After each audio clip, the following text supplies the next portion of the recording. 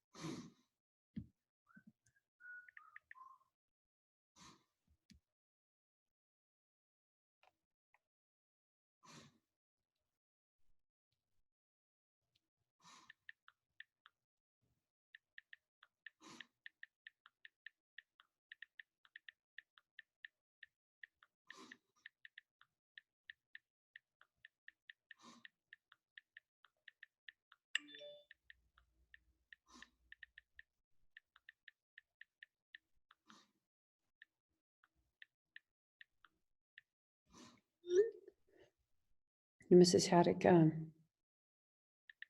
have to go to work today? Yeah. They go from 10 to 2 Okay. every day. She just goes up Tuesdays and Thursdays like her. Very good.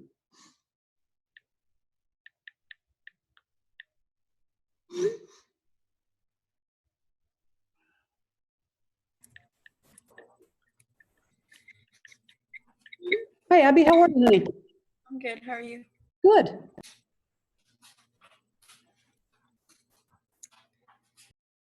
Matt, Nick, how you doing? Hi, Kylie, how are you, honey?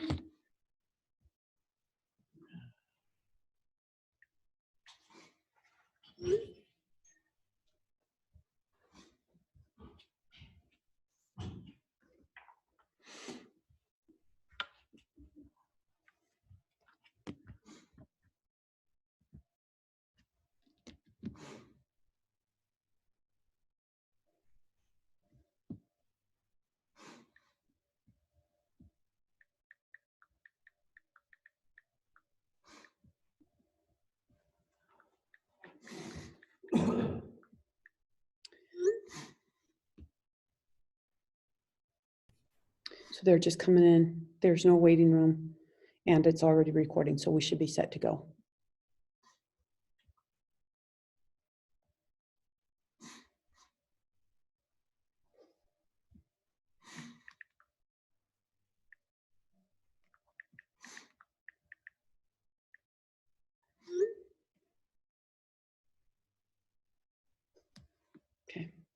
Okay, you should be set. Okay. Okay, I gotta go make phone calls to get kids into study session, so I'll be back. All right. Okay.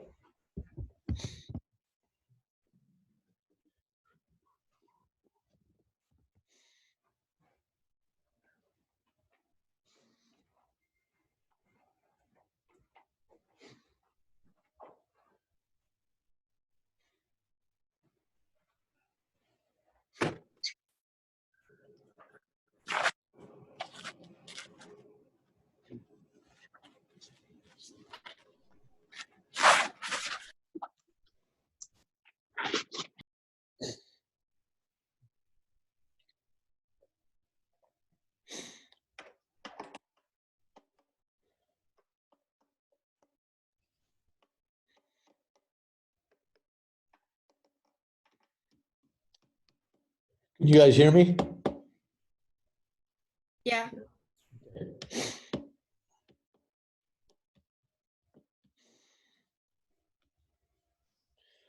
Wait a couple more minutes and see if anybody else gets on.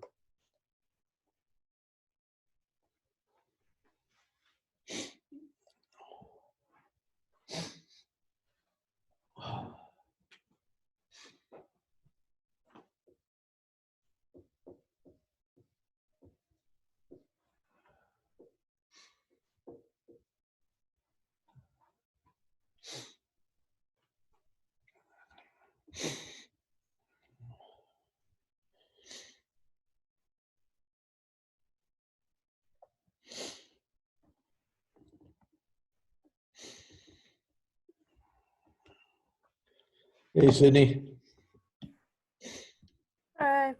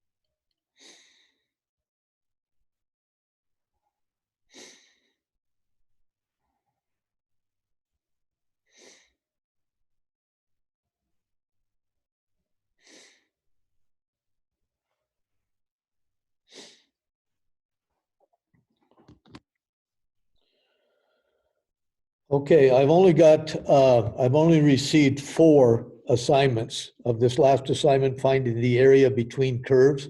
On page 434, we had 8 problems. So far, I only have 4 of you that have turned them in. So just to go over one problem that you run into a lot, this is problem number 22 on page 434. And it has y is equal to x to the third and y is equal to x. And you want to find the area in between those curves. Now, when you graph them, it doesn't look very good.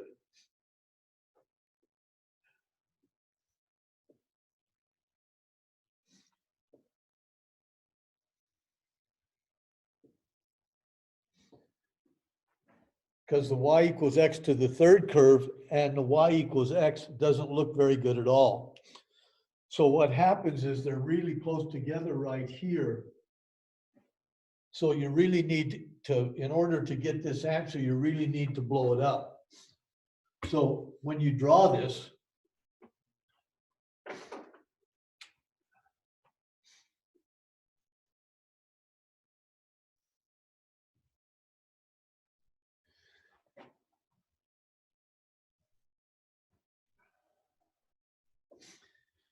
if you just blow it up a little bit, y equals x to the third. If x is 0, y is 0. If x is 1, y is 1. If x is a half, y is an eighth.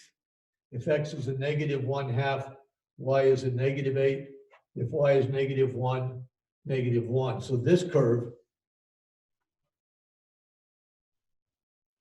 comes like this. So that's the curve y is equal to x to the third, but it's just been blown up around the points y equals 1 and x equals 1 and negative 1 and positive 1. Y equals x is just the vertical or the 45-degree angle here.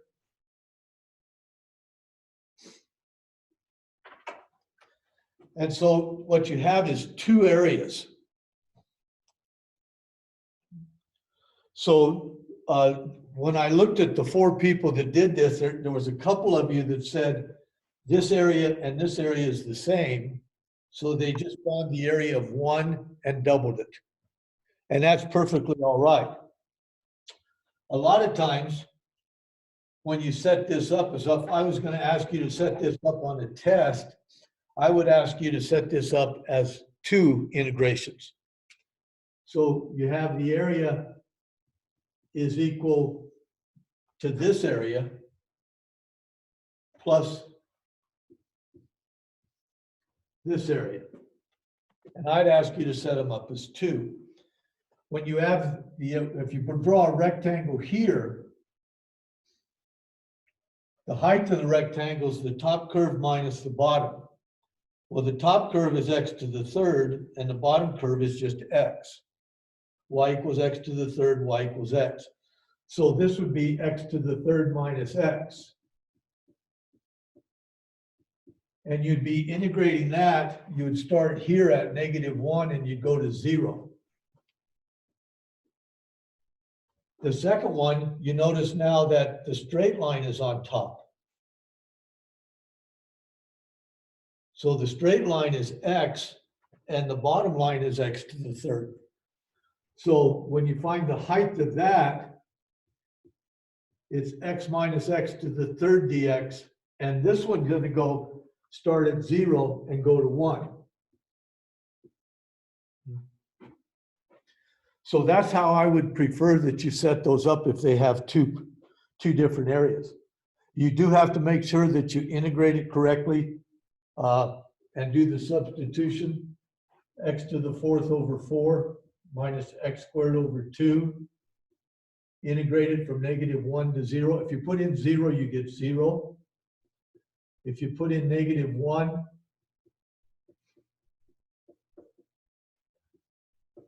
you get that. So when you put in -1, you get 1/4 minus 1/2 plus c. C minus c cancels out. This is a -1/4 minus a -1/4 is a positive 1/4. Do it here. Add 1 to the exponent, divide by that new exponent. You're going to integrate from 0 to 1. If you put in 1,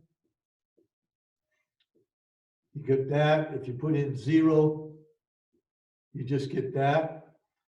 Cancel out. C minus c cancels out. 1/2 minus 1/4 is 1/4. So the area is 1/4 plus 1/4, which is 1/2. So the area here is 1/4, and the area here is 1/4. And some of you, like I said, just found the area of one part and added them together. Okay. Now, in a normal situation that we're not in right now, in a normal situation like last year or the year before where there's no virus, we would spend every day in class for about 2 weeks just doing area problems. So it became very, very easy. We spent 1 or 1.5 weeks of doing integration by substitution. We spend a lot of time doing that. Then we spend a lot of time doing integration by parts, which we're going to talk about today. And then we'd spend a lot of time finding volume of different figures by using integration. Well, that's all out the window. We can't do it. So basically what you're doing is you're just getting a glimpse of it. It's not going to be molded into your minds like I hoped that it would. But it's once you do it enough times, it becomes fairly easy.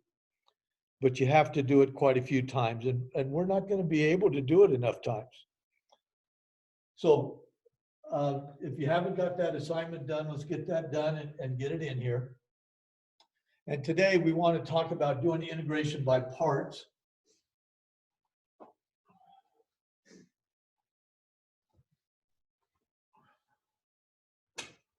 We talked about it a little bit last week, just on Thursday, and just to see what the beginnings of it would look like. And integration by parts, you integrate by the rule, add 1 to the exponent, divide by that new exponent. If that doesn't work, you try substitution. If that doesn't work, you integrate by parts. If that doesn't work, there's another method. If that doesn't work, there's a fourth method or fifth method. And if that doesn't work, you have tables in almost every book. So there's a lot of different ways that we can integrate. But one of them is integration by parts. And it says that if you integrate u times dv, the answer is going to be u times v minus the integration of v times du. And that looks pretty silly. However, what it is a method of integrating a multiplication problem. Okay? Sometimes a multiplication problem we can do by using the rule, but we'd have to multiply them together. Sometimes we can integrate a multiplication problem by substitution. Well, this is another method of integration that they can use where you have a substitution problem. So we're going to take a look at a couple of different examples. So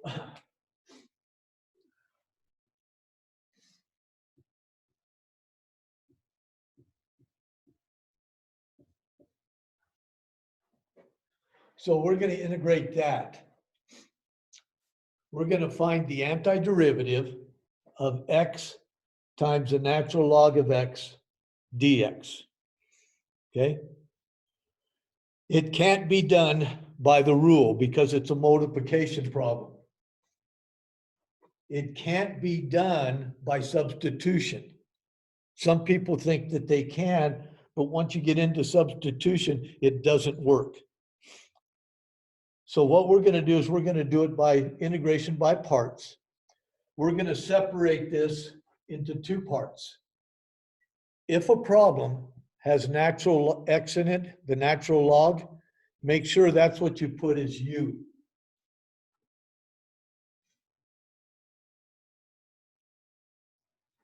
So out of this problem, we're going to take the natural log of x and we're going to set it to equal to u. The rest of it we're going to call dv. So if this is going to be u, then the rest of it would be x dx. So we're going to separate this problem into two parts. One part we're going to call u, the other part we're going to call dv. And sometimes when you might make that plug in for u and for dv and nothing happens, then just switch it, do it again and switch them. So if u is equal to the natural log of x, the derivative of u is 1 over x. If the derivative of v is equal to x times dx, the antiderivative would be the antiderivative of x. Well, what is the antiderivative of x?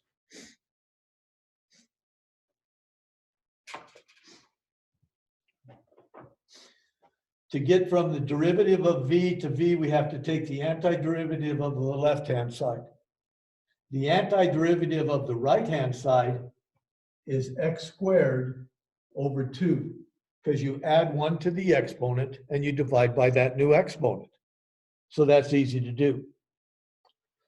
So this answer, the answer to this problem, is equal to u times v, which is going to be these two things here.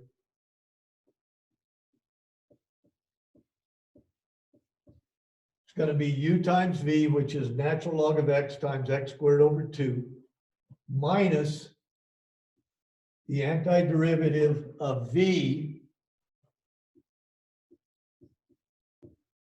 times du.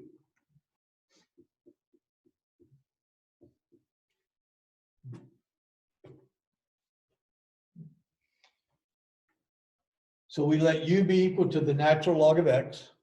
We let the rest of it be equal to dx or dv. The derivative of u is 1 over x. The antiderivative of v is x squared over 2. You're going to multiply u times v according to the formula, and then you're going to subtract the antiderivative, the integration of v times du. Now this problem can be done very easily because this x would cancel out one of these and you get x over 2.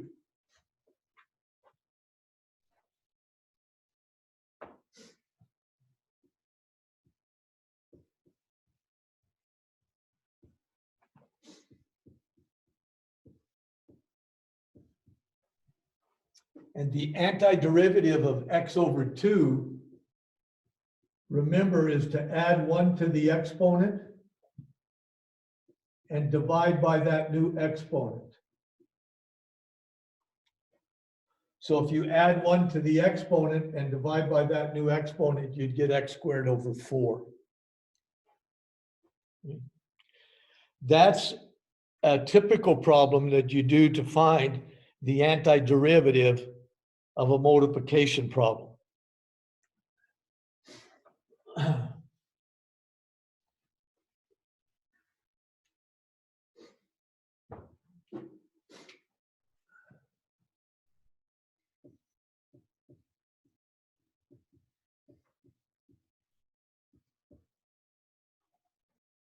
We want to find the antiderivative, the integration of e to the x times sine x dx.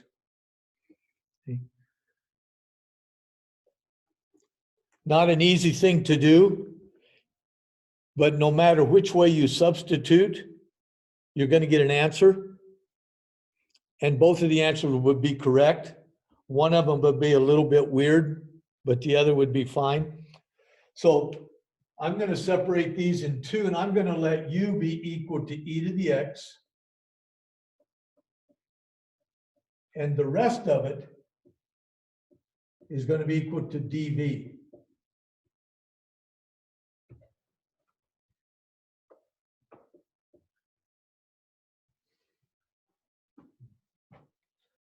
So I'm going to separate this problem into two pieces. One of the pieces I'm going to call u, the other piece I'm going to call dv. Well, the derivative of u is itself. So the derivative of e to the x is just itself. The antiderivative of v is the antiderivative of sine x. What is the antiderivative of sine x? If you don't know, there's page 403, there's tables in the back of the book. So somebody needs to tell me what it is. Negative cosine x.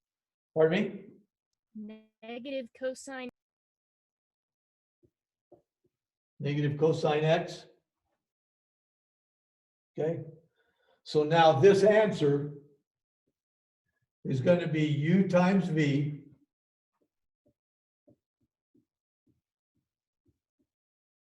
minus the antiderivative of v times du.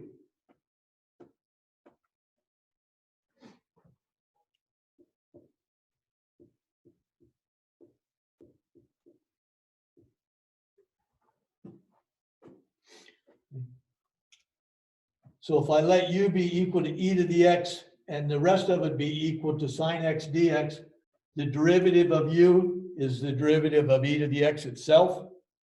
The antiderivative of v is the antiderivative of sine x, which is negative cosine x. The answer is u times v minus the antiderivative of v times du. Right? Now you notice here, this is a negative times a negative is going to be a positive.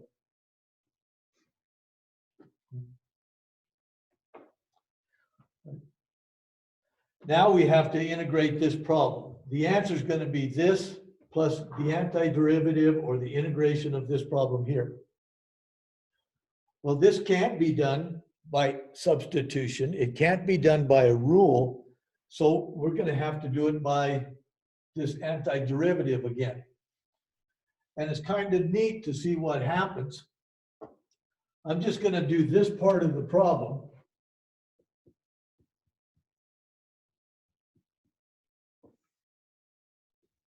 And I'm going to put the answer right there. So I'm going to take the antiderivative. I'm going to integrate cosine x e to the x dx. And we're going to set it up the same way we did the first part. We're going to let u be equal to e to the x. The rest of the problem would be cosine x dx. So the derivative of u is the derivative of e to the x, which is itself. The antiderivative of v is the antiderivative of cosine x, which is sine x. So this answer is going to be u times v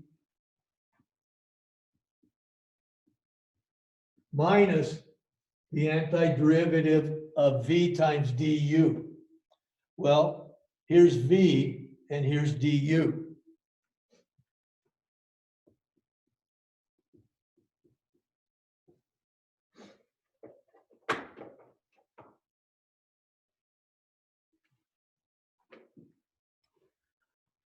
Now, I don't know if you can see this really well, but now we have to take the antiderivative of what we started with. And when we take the antiderivative of what we started with, it's just going to go around again. It's just going to go to this plus this and then minus this again. And it's just going to go in a circle. So once in a while, not very often, but can anybody see a way to end this?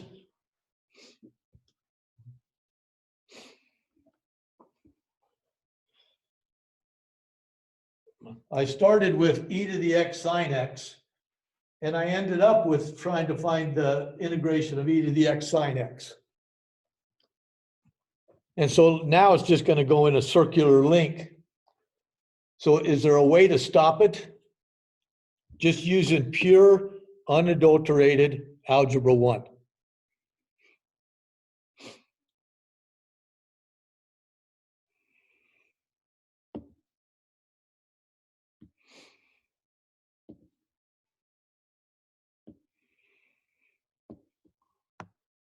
Yay or nay?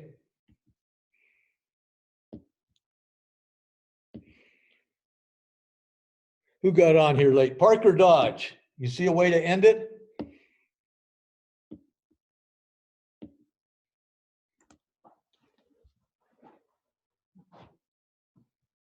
Can you even see it?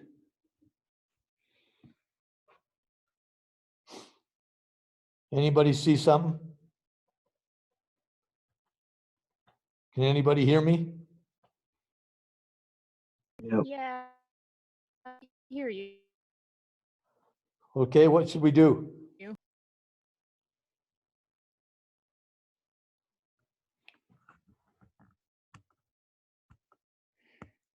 What should we do? Would it go to 0? Why would it go to Because 0? e to the sine the e to the x sine x dx ends up at first starts out as positive, but at the very end what we ended up with was the next one was negative. Okay, you're on the right track.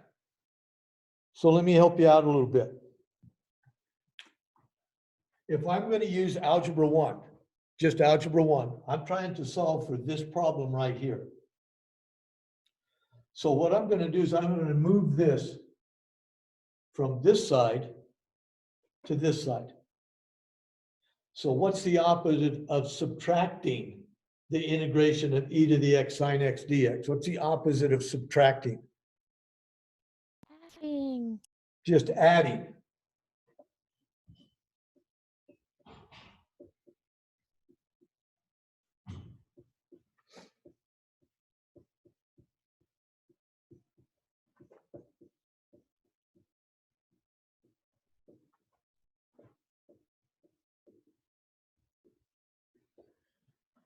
Now, since these two numbers are exactly the same, a -1 and a +1 add up to 0. On the other side, these are exactly the same. So 1 + 1 is 2. And now what's the opposite of multiplying by 2? Dividing. Dividing by 2. Plus c. So the antiderivative of e to the x sine x dx is this number divided by 2 plus c. So if you start doing a problem and they go around in circles, this is a really easy way to do that.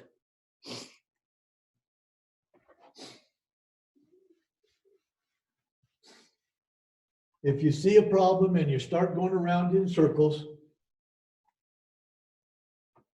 just move it to the other side and it should work out fairly easy.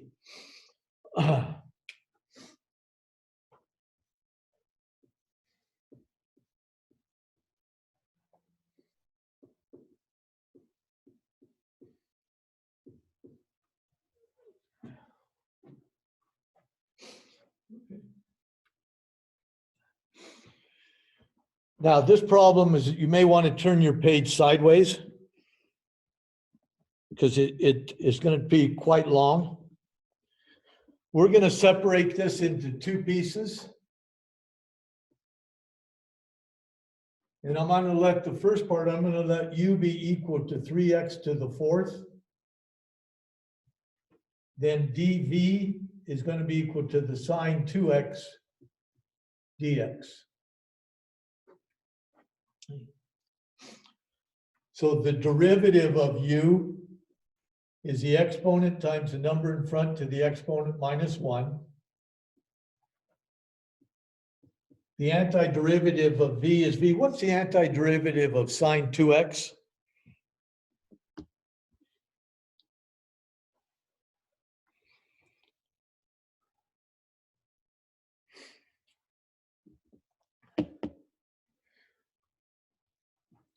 The antiderivative of sine 2x.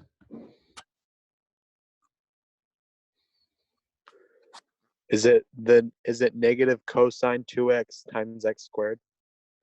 Almost went the wrong way. Okay, if I told you to take the derivative of sine 2x, the derivative, you'd have to take the derivative of the function times the derivative of the angle. So if I'm going to take the antiderivative of sine 2x, I'm going to take the antiderivative of sine 2x, but then I'm going to divide by the derivative of the angle. Now, normally this problem would be done by substitution. You'd let u be equal to 2x. So then you have the sine of u dx. I'm just going to go through this quickly. U equals 2x, so du equals 2. So now this problem is the sine of u times dx. Dx is du over 2.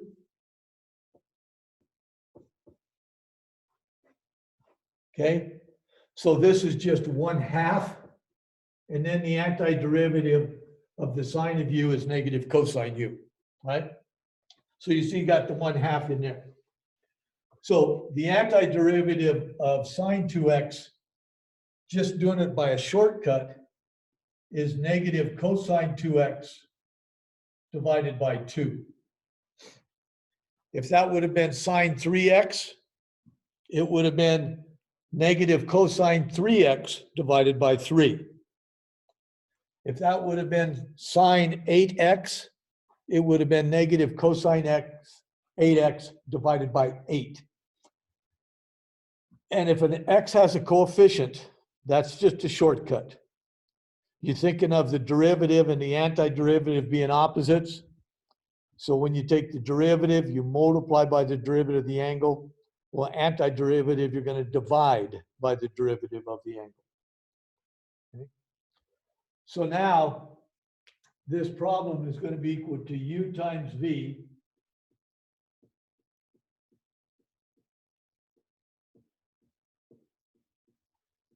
minus the antiderivative of v times du.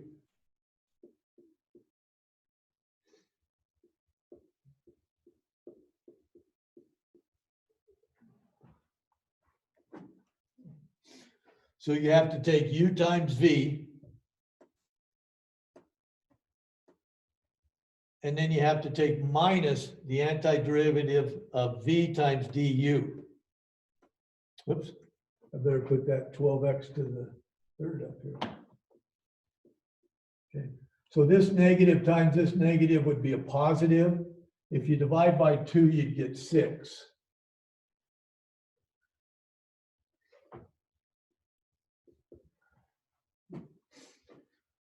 Well, we went from x to the fourth to x to the third. We got smaller. So we're going to have to do this again. And it's going to go from x to the third to the next one's going to be x to the second. And then you're going to do it again, and it's going to go from x to the second to x. And then you're going to do it again, and you're going to go from x to a number. Well, there's a shortcut for a problem like this. It's not found in this book. I couldn't find it. I didn't look very hard, but I couldn't find this shortcut. But there is a shortcut for problems like this. And we're going to see if we can't get the answer. You can keep going and get the answer, but it just takes forever. So if you have a power,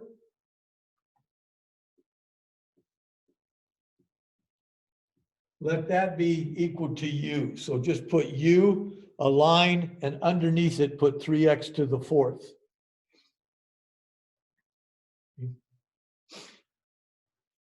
And the rest of it is going to be sine 2x dx.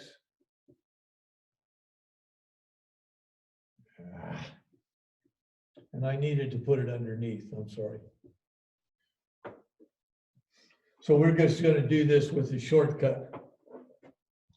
Just a very, very quick shortcut. If I take the derivative of u, I get 12x to the third. If I take the derivative of 12x to the third, I get 36x squared. If I take the derivative of 36x squared, I get 72x. If I take the derivative of 72x, I get 72. And if I take the derivative of 72, I get 0. So we took the antiderivative of x to the fourth, and then it would go to the x to the third, then x squared, then x, then a number, and then so on down the line. Now, this is where you have to kind of be careful. The antiderivative of sine 2x is negative cosine 2x divided by 2. The antiderivative of negative cosine 2x divided by 2, that's the negative sign. The antiderivative of cosine 2x is sine 2x divided by 2. So if you take the antiderivative of cosine 2x, you're going to get sine 2x divided by 2. So 2 divided by another 2 is going to be 4. Now the derivative of negative sine is going to be positive cosine 2x divided by 2. Because remember, you got this negative sign, then the derivative of sine is a negative cosine, so that makes a positive. Now the derivative of cosine 2x is sine 2x over 16, because you're going to divide by 2 again. And the sine of 2x divided by 16 is negative cosine 2x divided by 32.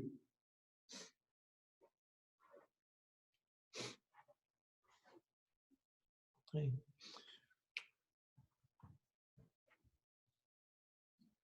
Then I'm putting plus, minus going down here. So we're going to write the answer now. We're going to write the answer to this problem.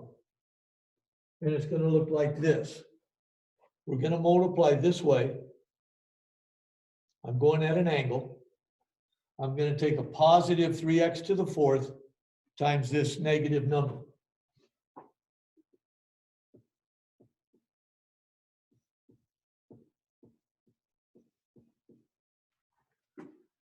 And then I'm going to go this way.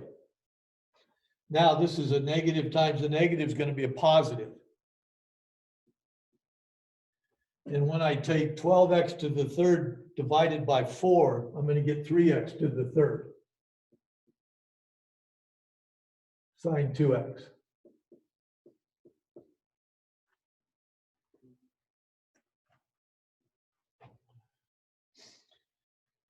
And if I multiply this way, I'm going to have a positive times a positive is going to be a positive number. And if I take 36 and divide it by 8,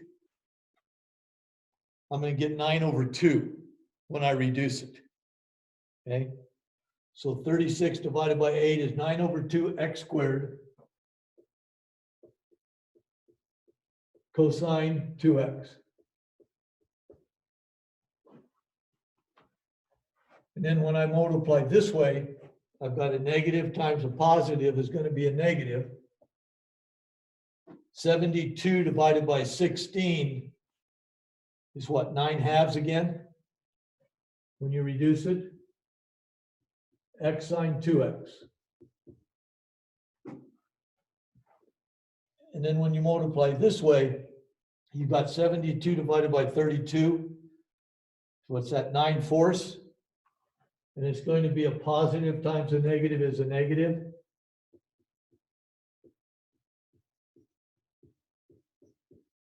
And you're done. Now, believe me, even though this looks weird, it's a lot faster.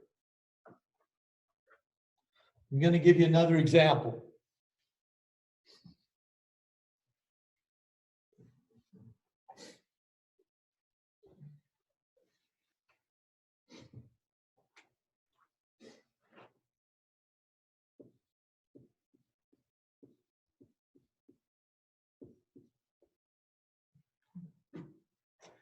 Now, this one has a power of x, has x squared.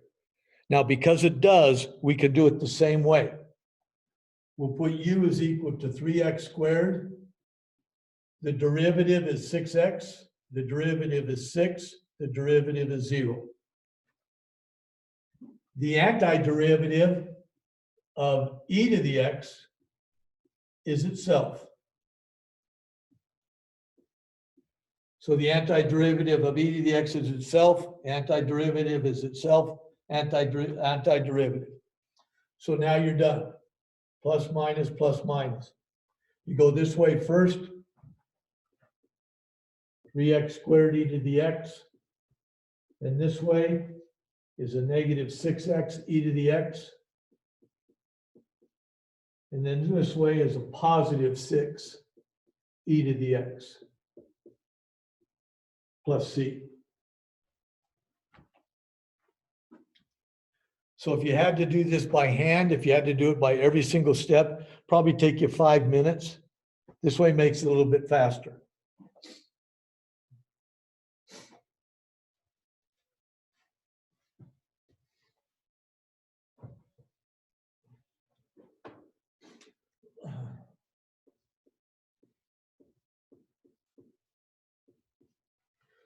What about this one? It has a power of x, but you notice that it has a natural log of x. So you have to let that be u. You have to let the natural log of x be u. So you can't use this shortcut. You're going to have u is equal to the natural log of x. dv is equal to x squared dx. The derivative is 1 over x. The antiderivative is x to the third over 3. The answer is u times v minus the antiderivative of v times du.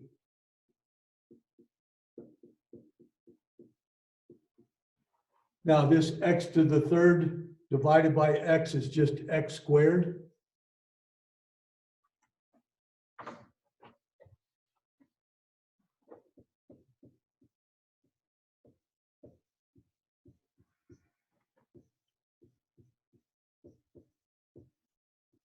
And the antiderivative of x squared over 3, add 1 to the exponent, divide by that new exponent. So that would give you x to the third over 9 plus c. So if it has a natural log of x in it, have to do it this way.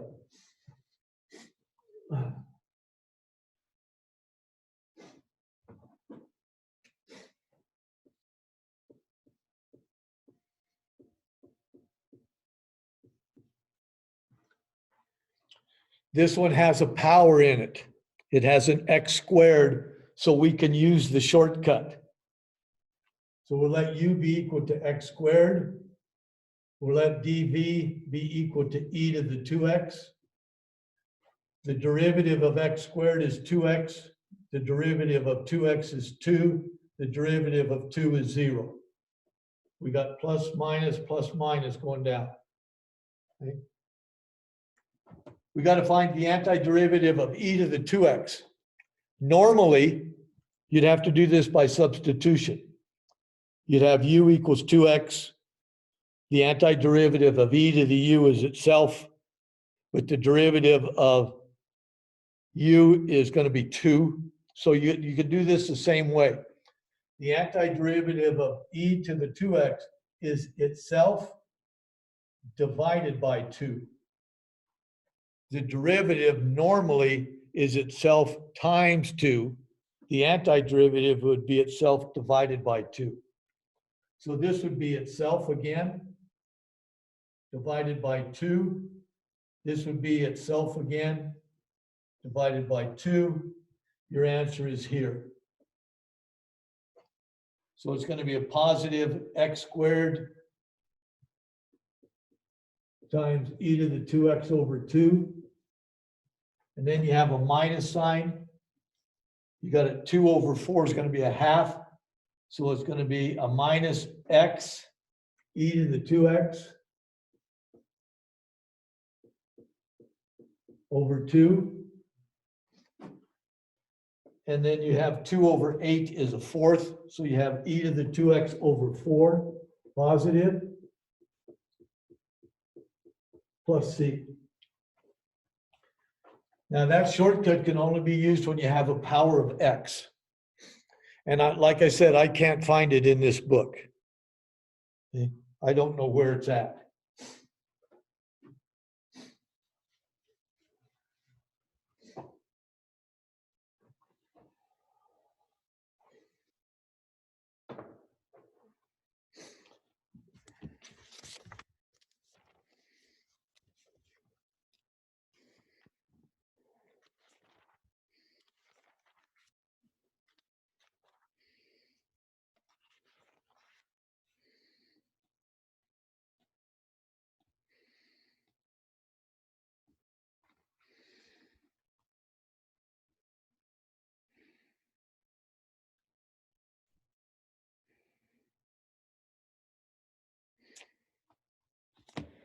Okay.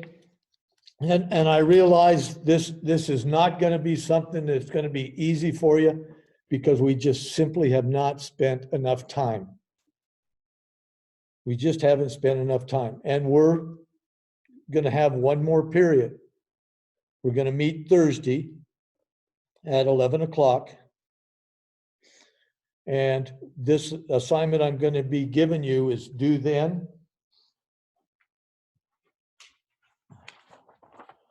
And it's just going to be doing antiderivatives, integrating by parts. Page 476. 1 and 2, 3 and 4, 10 and 26. 1, 2, 3, 4. Did I say 7 or not? No. No? Okay. 1, 2, 3, 4, 10, 26. 6 problems. Okay. This weekend, I'm going to get all of your grades. Remember, you have 2 grades in this class, one for the high school, one for NNU.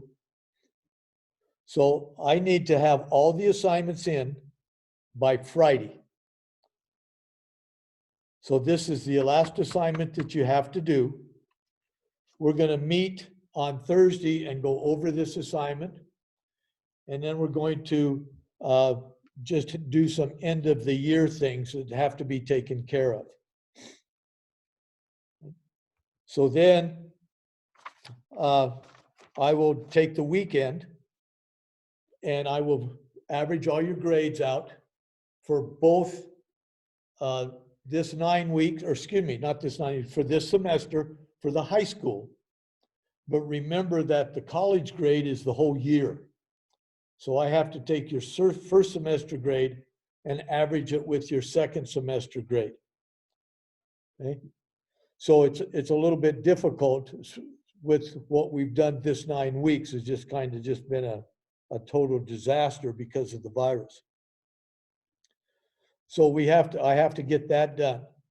So I need you to have any assignments that you're going to turn in to me. They have to be in by Friday. Some of you haven't turned in some of the assignments.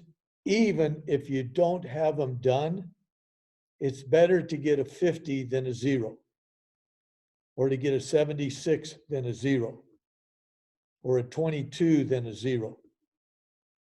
It's better to turn in some assignments, whether they're complete or not, by Friday, because I'm not going to take any of them after Friday. Okay? And remember, you just send them to lhaddock@parmaschools.org, and I will get them. Okay? So I've got for this assignment, these 8 problems that we just did for today. I've got Lane's and Abby's and Addie's and Sydney. So I only have those 4 when I came into the classroom this morning. Okay. So Thursday will be our last meeting. We'll be done.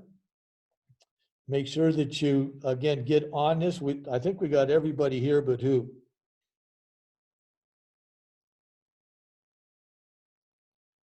Who are we missing? Let's see.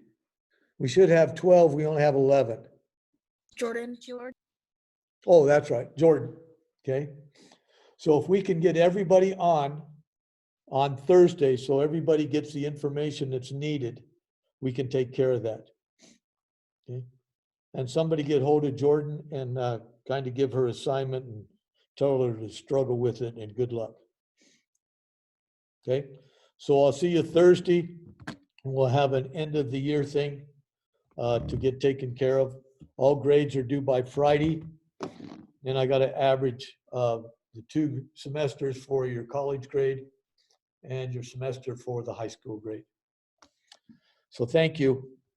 I